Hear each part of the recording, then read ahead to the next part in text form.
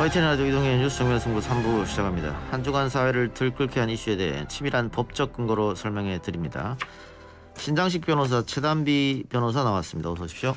안녕하세요. 네, 안녕하세요. 신장식입니다. 재보궐선거를 앞두고 과연 선거법에 위반되는 행위인지 아닌지 논란이 되는 것들이 있습니다. 변호사님들과 하나하나 짚어보죠. 먼저 버스 광고에 민주야 사랑해라는 넷플릭스 드라마 광고가 걸리면서 논란이 되고 있네요. 네, 그러니까 넷플릭스가 서울 시내 140번 버스 노선 12대에 말씀하신 것처럼 민주야 좋아해라는 광고를 3월 한 달간 의뢰를 했습니다. 예. 근데 이게 어떤 광고냐면 이 넷플릭스가 서비스 중인 드라마가 있어요. 좋아하면 울리는이라는 드라마가 있는데 예. 이 드라마를 홍보하는 광고예요. 예. 근데 이 박대출 의원실에서 이제 얘기하기로는 이 드라마에는 민주라는 배역이 없다라는 거예요. 예. 그러니까는 민주라는 배역이 없는데도 이 광고를 하는 것 자체가 이제 재보궐선거가 얼마 안 남았는데 선거법에 문제가 있는 것이 네. 아니냐 이러한 주장입니다. 예. 드라마에 민주라는 사람이 안 나오는데 민주야 좋아해. 이걸 달고 서울 시내를 누빈다. 그것도 선거가 얼마 안 남았는데 이 야당으로서 당연히 발끈할 만한데요. 뭐 그럴만 한데요. 사실은 뭐 그 좋아하면 울리는이라는 거 시즌 2 시작하게 되면서 이 시청자들한테 자신이 좋아하는 사람 이름을 적어주면 버스에 광고해주겠다. 옛날에 선영아 사랑해 뭐 이런 것처럼 예. 그래 했던 거예요. 근데 41개 이름이 선정되는데 그중 하나가 민주였다는 겁니다. 그래도 이게 그래서 이거 뭐 선거는 전혀 생각하지 않았던 건데 이게 좀 그렇다. 이 넷플릭스가 글쎄요 민주당하고 무슨 관계가 있는지 잘 모르겠습니다. 넷플릭스 자체가 뭐 외국 기업이고 하니까 뭐 선거에 그러니까요. 영향 미칠 생각은 없었던 것 같긴 합니다만 그 이하 부정칸이라고 뭐그 배나무 밑에서 가끔 고쳐맨 거죠. 그렇게 만드는 거잖아요. 그래서 네. 약간 이건 국민의힘 쪽에서는 발끈할 만하다 이렇게 생각이 되는데 자 어쨌든 이런 거는 뭐 법적으로는 문제가 좀 없을 것 같은데 그래도 의도적이지 않았다 이렇게 해명하면 어떻게 보세요? 뭐 어떤 한 사람을 특정 후보자를 뭐 당선시키려거나 뭐 지지하려거나 아니면은 뭐 낙선시키려는 의도가 있다라고 보기는 어렵죠. 예. 왜냐하면은 말씀하신 것처럼 뭐 넷플릭스는 우리나라 기업도 아니고요. 예. 그리고 드라마를 홍보하려는 목적이었다라고 하는데 논란의 여지가 있으니까 이제 넷플릭스 측에서는 굳이 이것을 계속하기가 그렇죠. 좀 어렵지 예. 않았을까 싶습니다. 예. 근데 잠깐만요. 누가 봐도 사실은 이 민주화 좋아해는 논란의 여지가 있는데 최근에 그 택시에 붙은 그 선거물 이게 택시 랩핑이 파란색이어서 이게 민주당을 위해서 파란색으로 홍보한 거 아니냐. 이건 조금 오버 같기도 해요. 왜냐하면 같아요. 국민의힘 과거 색깔을 상징이 또 파란색이었지 않습니까? 아니 그런데다가 이 문구가 뭐냐면 서울시 선관위에서 이번 재보궐선거를 안내하면서 투표 꼭 하라는 거예요. 서울특별시장 보궐선거 꼭 행사해야 할 소중한 권리 투표. 근데 꼭 하고 투표는 빨간색이에요. 앞에 서울시장 보궐선거는 파란색이지만 예. 근데 파란색이 더 많다 이거죠. 예. 그래서 이거는 원래 홍보물 색상 원래 택시 홍보물 색상 보라색 계열과 붉은색 계열 혼합으로 제작됐다. 문제 없다 이렇게 처음에 입장을 밝혔다가 예. 논란이 자꾸 되니까 서울시 선관위에서 아이고 그럼 뺄게요 하고 떼기로 했죠. 그 뭐 노란색으로 하면 정의당 위해서 한 건가요? 글쎄요. 그러니까 지금 개나리들이 지금 정의당을 굉장히 응원을 하고 있어요. 예. 예. 물론 뭐 선거 기간이니까 다들 날카로워 있는 것은 뭐 알겠습니다만은 너무 이런 부분까지 걸고 넘어지는 거는 좀 심한 게 아닌가. 예, 이게 문제가요. 사실은 그 공직선거법 제 90조 문제인데요. 이건 사실은 국민의 표현의 자유를 지나치게 제약하고 있다라고 해서 그 헌법재판소에 재판도 걸려 있어요. 뭐냐면 누구든지 선거에 영향을 미치게 하기 위하여 화환, 간판, 현수막, 그 밖에 광고물, 뭐 표찰, 표시물, 후보자 상징하는 인형, 마스코트, 상징물 제작 판매 하나도 못하게 돼 있어요. 예. 그러니까 뭔가 연상만 돼도 의도가 있는 거 아니냐라고 해서 하고 있기 때문에 이게 지나치게 표현의 자유를 억압하고 있다. 원래 우리나라 공직선거법의 기본 정신은 돈은 묻고 입은 풀어라 이건데 입을 너무 많이 묶어놨거든요. 그러니까 인터넷에서를 제외하고는 사실상 적극적 지지층이나 뭐 이런 사람들이 선거운동 할 수 있는 게 없어요. 예. 최단비 변호사님 오늘 붉은색 자켓을 입고 오셨어요. 아니 뭐 저 YTN 94.5는 4번하고 5번 선거운동하고 KBS 1은 1번 선거운동, KBS 2는 2번 선거운동 하는 건가요? 네. 이렇게 하면 사실은 완전히 입을 묶는 거거든요. 예. 그래요. 자, 근데 그 최근 신문에 김종인, 오세훈, 안철수님께 고합니다라면서 야권 단일화를 촉구하는 광고를 냈는데 이게 개인 시민이 냈더라고요. 개인 시민이 낸 것은 선거법 위반이 아니지 않나? 이것도 사실은 좀 문제가 있는 겁니까? 어떻게 보십니까? 문제가 있습니다. 어허. 선거법상의 제93조 보면 누구든지로 돼 있어요. 누구든지. 누구든지로 돼 있기 때문에 누구든지 정당이나 후보자를 지지, 추천, 반대하는 내용이 포함되어 있는 이런 홍보물을 낼 수가 없어요. 어허. 그래서 소지가 있죠. 그러면 최 변호사님, 네. 인터넷 댓글이나 유튜브 댓글에서는 적극적으로 누구 지지합니다 표시하잖아요. 그것도 이게- 하면 안 돼요? 그러니까 이게 이제 뭐 선거 운동이 이제 해당이 돼야지 이제 문제가 되는 건데 그 이 선거법의 58조를 보면 선거에 관한 단순한 의견 개진이나 의사 표시는 선거 운동에 포함이 안 된다고 되어 있어요. 그래서 일반인들이 그냥 내가 어떠한 선거에 대해서 의견을 개진하다. 나는 이 사람이 좋다. 나는 이 사람이 뭐 됐으면 좋겠다. 이렇게 얘기하는 것 자체까지도 이제 이것을 막는 것은 아까 신 변호사님께서 설명하신 것처럼 너무 이런 표현 자유를 막는 것이라 그런 부분까지는 괜찮은데 괜찮다? 네, 이제 뭐 특정 후보자를 지지하거나 당선시키려고 하는 목적이 보인다라고 하면 그럼 그때는 이제 문제가 예. 되는 거죠. 게다가 그 특정인이 어떤 직업을 갖고 있느냐에 따라서도 달라지는데 그렇죠. 예를 들면 공무원은 선거의 중립을 지킬 의무가 있잖아요. 네. 그래서 민주당 출신의 지자체장이다 라고 하더라도 민주당 후보를 지지한다 말 못하지 않습니까? 말 못하죠. 말하면 선거법 위반인 것이고. 네, 네. 근데 지금 최근에 박원순 전 서울시장의 성추행 피해자 기자회견을 했는데 특정 정당의 사람을 뽑지 말아달라. 특정 정당의 후보를 뽑지 말아라. 이렇게 말했는데 이 사람이 신분이 공무원이란 말이에요 지금. 그래서 그러면 이거는 선거법 위반이지 않느냐. 그래서 논란이 됐을 때 또 고소 고발도 당했더라고요. 근데 문제는 서울시 선관위가 선거법 위반 아니다. 이렇게 유권 해석한 것 같아요. 그러니까 직접적으로 지지를 호소하거나 뭐 이렇지 않았다라고 얘기를 판단을 한 것 같은데 참 애매하죠. 그러다 보니까 결과적으로 무슨 얘기가 나오냐면 이연령 비연령이다. 귀에 걸면 귀걸이, 코에 걸면 코걸이다. 꼭 이 건뿐만이 아니라 아까 선관위 그 랩핑 문제도 택시 랩핑 문제도 그렇고 선거관리위원회의 자의적 판단에 따라서 예.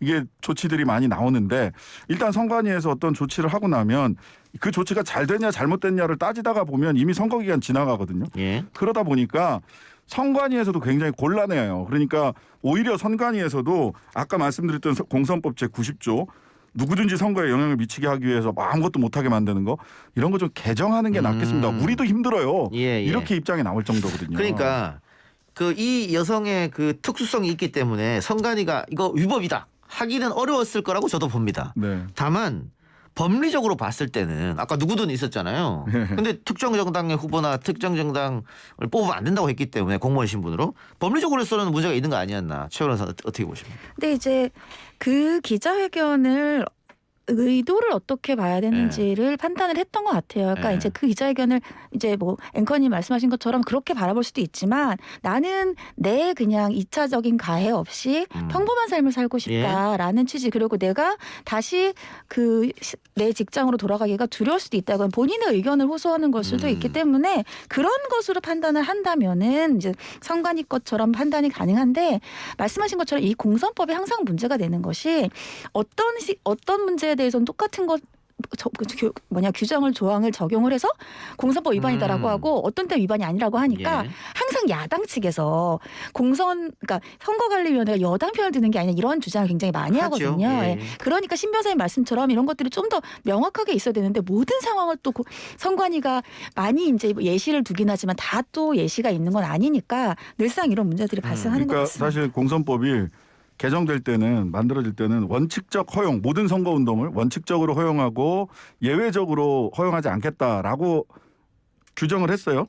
근데 사실은 원칙적 불허용, 예외적 허용이라고 해도 과언이 아닐 정도로 워낙 이 규정이 촘촘하고 그런데 아무리 촘촘하게 해도 자의적인 부분들을 배제할 수가 없는 거예요. 그러니까 사실은 그렇죠?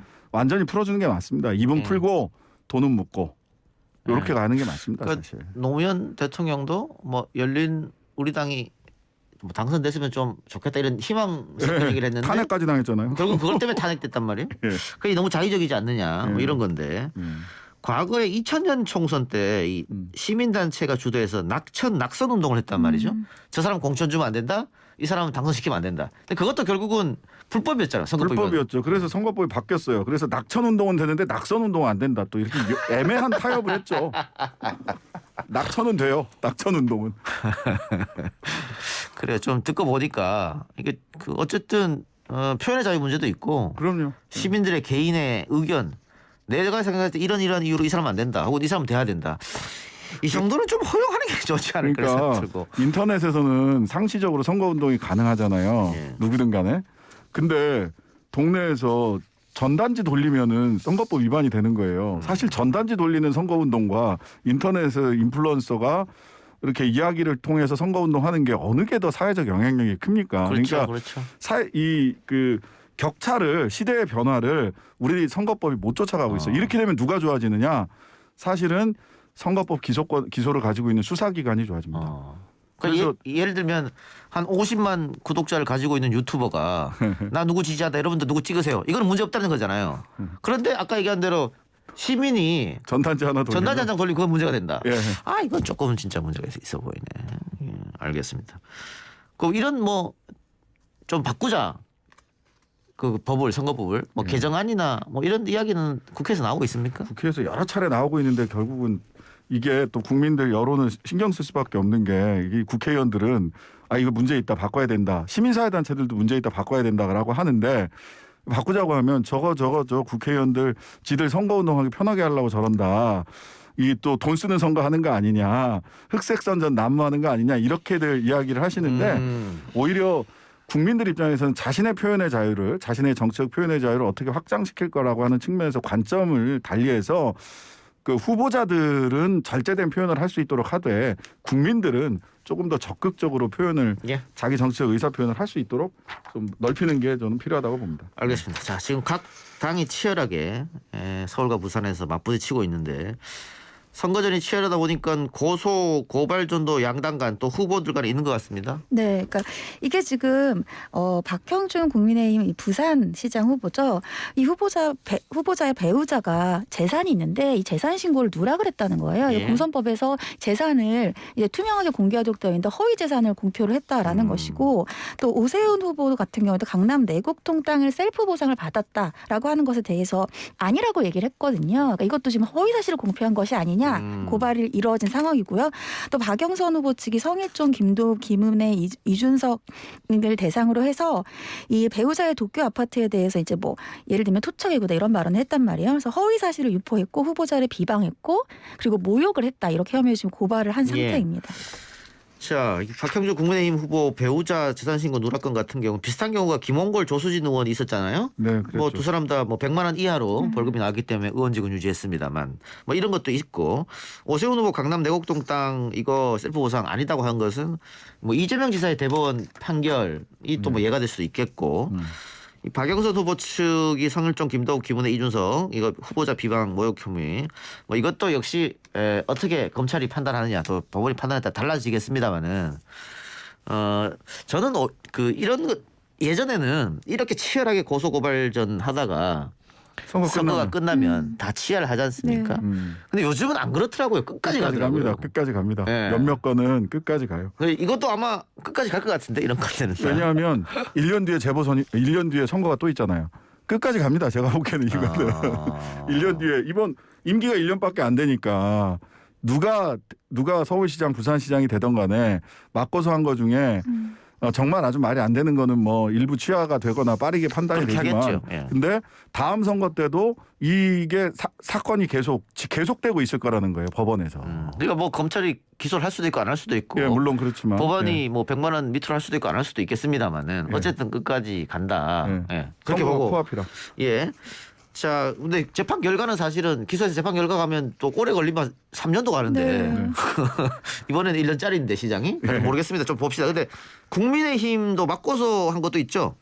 네, 그 박형준 후보 측에서 남영희 민주당 부산시장 후보 대변인 뭐 박 후보 조강지셔 버렸다라고 밝힌 데에 대해서도 이렇게 고소고발했고 또 부산 그 박형준 후보 부산선대위 수석 대변인 황보승 의원이 안민석 민주당 의원을 허위사실 유포 혐의로 고소고발했어요. 그 안민석 의원이 뭐 MB 아바타다 이런 식의 발언을 했거든요. 그다음에 오세훈 후보 측도 조국 전 법무부 장관을 후보 비방 혐의로 또 고소 고발을 했습니다. 예. 자, 그 남영희 대변인이 조광를 버렸다. 그 말은 조광지철 버렸다 이렇게 하지 않고 조광지철을 버렸다는 말이 있다 이렇게 한 것 같아가지고 법으로 빠져나가려면 빠져나갈 수도 있겠다. 근데 어쨌든 아마 국민의힘에서는 민주당 쪽 인사가 다시는 이런 얘기를 하지 못하게 아마 상징적으로 이렇게 고소를 한 게 아닌가 이런 생각도 들고. 예방적 고발이죠. 그쵸? 예방적 고발. 예. 오세훈 후보가 조국 전 법무부 장관을 비방 혐의를 한 것은 역시 조국 전 법무부 장관이 SNS 통해서 끊임없이 국민의힘 쪽을 지금 비판하고 있거든요. 그러니까 이게 이 고소한 구체적인 혐의는 이제 오세훈 부인의 내곡동 땅이 보금자리 주택지로 지정되면서 공시지가의 7배에 달하는 36억 5천만 원을 받았다. 이런 내용의 글을 썼는데 네. 이것이 사실이 아니라고 하면서 허위사실 유포로 지금 고소를 한 상황입니다. 이게 트위터나 SNS에서 본인이 쓴 것하고 아니면 남이 쓴 것을 뭐 소위 말해서 포옥이라고 하죠. 포왔을 때 하고 이게 똑같이 처벌을 받습니까? 아니면 포온 거는 상관없습니까? 원칙적으로는 퍼온 것도 똑같이 처벌을 해요. 근데 예. 이제 사실상 실제로 법을 집행할 때에는 좀 차등을 두고 있습니다. 그쪽 몇 가지를 여야가 고소고발하는 걸 설명해 주셨는데 여기에서 당선 무효로까지 이어질 사안이 있다고 보세요, 두 분? 애매합니다. 근데 이게 만약 이제 내곡동 땅 관련해 가지고 얘기됐던 게 직권남용이라든지 지금 뭐 나 몰랐고 전결이고 이렇게 얘기를 했는데 실제로 이거는 뭐 수사가 더 이루어져야 알 수 있고 우리 뭐 일반인들 차원에서는 확인이 좀 어려운 부분들이 있어서 직권남용이라든지 이런 부분들이 있다면 뭐 혹시 모르겠습니다. 근데 그런 게 아니라면 뭐 쉽지 않죠. 예, 저도 봤을 때 만일 누군가 당선됐을 때 100만 원 이상이 나올까? 이거는 좀 없어 보이긴 합니다. 예. 자, 그러면 우리 청취자분들이 이 선거 전에 조심해야 될 게 있을까요? 그러니까 말씀하신 것처럼 사실상 일반인들이 자신의 의견을 표명하는 것에 대해서는 선거 자체에 대한 의견 표명이니까 원칙적으로 공선법에서 뭐 처벌받는 아니면 제한되는 규정은 아닌데 앞서서 본 뭐 단일화에 대한 얘기를 했다거나 이렇게 했을 땐 특정 후보를 이렇게 당선시키려고 하는 목적이 보인다. 아니면 아까 우리 왜 재보궐선거가 왜 시작됐나요? 한 그 피켓을 하려고 할 때도 못한 게 그러한 것들이 어떠한 그 특정한 후보를 당선시키려는 목적으로 어떠한 표차를 가지고 있는 것으로 보이거든요. 그 후보를 댓글로 굉장히 모욕적인 언어로 비방하면 그거는 이제 예를 들면 공선법이 아니라 일반적인 형법이나 정보통신망법상의 모욕죄라든가 명예훼손죄라든가 될 수 있겠죠. 예, 하여튼 조심하시기 바랍니다. 뭐 공선법상 후보자 모욕죄도 있긴 합니다. 후보자 비방 및 모욕죄도 있는데 그런 정도가 아니라면 그냥 평범하게 자기 논리를 가지고 인터넷에서 선거운동하는 거는 무제한이니까 그냥 하셔도 돼요. 찌라시만 안 돌리면 됩니다. 그 전단만 안 돌리면 예, 됩니다. 예. 그 방송 진행자들은 뭐 당연히 중립을 지켜야 되는 것이고 지상파 방송 뭐 패널들은 상관없죠. 패널들도 여론조사 같은 경우에는 그 여론조사와 관련된 그 정보들을 다 얘기하면서 여론조사를 해야 되기 때문에 준비되지 않은 여론조사는 말하기가 어렵죠. 어렵고. 네. 오늘처럼 이 보이는 라디오인데 붉은색 자켓을 입고 왔어요. 저는 특정 후보를 지지하려는 이유가 없습니다. 마침 제가 무채색이라 다행입니다. 아 저기 파란색 입고 왔어요. 무채색이라 다행이에요. 아 그래요. 신장식 변호사는 만일 입었다면 노란색을 입지 않았을까? 그렇죠. 지금 그 저 대신 개나리들이 열심히 알겠습니다. 하나 더 해보죠. 일본군 위안부 소녀사기 말뚝 테러를 한 일본인에 대한 형사재판이 오늘 있었네요. 최삼 변호사님 결과를 좀 말씀해 주시기 바랍니다. 네, 오늘 이제 명예훼손 등 혐의로 기소가 돼서 첫 공판을 하려고 했는데 또 불출석했어요. 지금 아하. 거의 15번째 정도 불출석인 걸로 알고 있고요. 예. 또 재판이 그냥 연기돼서 재판이 시작하자마자 3분 만에 끝났습니다. 근데 이제 이게 지금 범죄인 인도 조약이 일본과 함께 체결돼 있기 때문에 범죄인 인도를 계속해서 청구해달라라고 검찰에 이제 협조를 요청을 했고요. 어떻게 돼가고 있냐고 물었더니 아직 협의 중이다 정도의 대답만 있어서 다음 공판 일정이 내달 9일로 다시 잡힌 상황입니다. 위안부 소녀상 앞에다가 독도는 일본 땅이라는 적은 말뚝을 묶고 일본 대사관 앞에 있는 위안부상은 철거해야 한다 이렇게 주장했는데 그렇게 해놓고는 자신의 나라로 가버린 모양이죠. 그리고 우리가 재판받으러 한국으로 오라니까 지금 계속 거부하고 있는 거고. 그러면 지금까지 19차례나 법정에 나오지 않고 있다는데 계속 안 나오면 계속 재판 못 하는 거예요? 이게 사실 이게 재판을 피고인이 출석하지 않으면 재판 자체를 열지를 못하는 게 원칙적인 거고요. 예. 그냥 피고인의 방어권을 보장해야 되기 때문에. 근데 경미한 사건 또는 뭐 그 피고인 불출석 허가 신청이 뭐 있다거나 불출석 허가 신청이 있다거나 뭐 이런데 그럼에도 불구하고 또는 정당한 이유 없이 계속해서 불출석하거나 하면 권리보호를 더 이상 해줄 필요가 없다 할 때는 그냥 개정해서 하기도 하거든요. 생각해 보면 누구냐 그 박근혜 대통령 때도 그랬고 최근에 코로나 이후로 해서 계속 불출석했던 근데 그게 핑계다 해가지고 선고를 내린 사건도 있기는 해요. 아니 뭐 자국민 같은 경우에는 그렇게 할 수 있죠. 뭐 어떻게 하겠는데 아니면 정 안 되면 뭐 수배라도 내리겠죠. 근데 지금 외국인 같은 경우에는 어떻게 하냐. 근데 이 문제는 아까 최단비 변호사가 범죄인 인도 협약을 체결했기 때문에 일본의 협조를 받아야 된다고 하셨잖아요. 그러니까 그게 왜냐 아까 말씀하신 것처럼 예를 들면 원래 출석을 반드시 해야 되는데 예외적으로 출석 안 해도 되는 경우가 있어요. 예. 그러니까는 이유 없이 안 나오거나 인치가 불가능하니까 그러니까 보통 우리는 이제 구속영장 같은 거 영장 집행해서 데리고 오는데 그런 거를 못 하는 경우죠. 근데 네. 우리는 할 수 있는 범죄인 인도 조약이라는 가능성이 있는 거예요. 그러니까 계속 일본에 청구를 하는데 일본이 답변을 안 하니까 예외 사유라고 보기가 아직은 어려운 겁니다. 애매한 그래서 기다리고 있는 중인 거예요.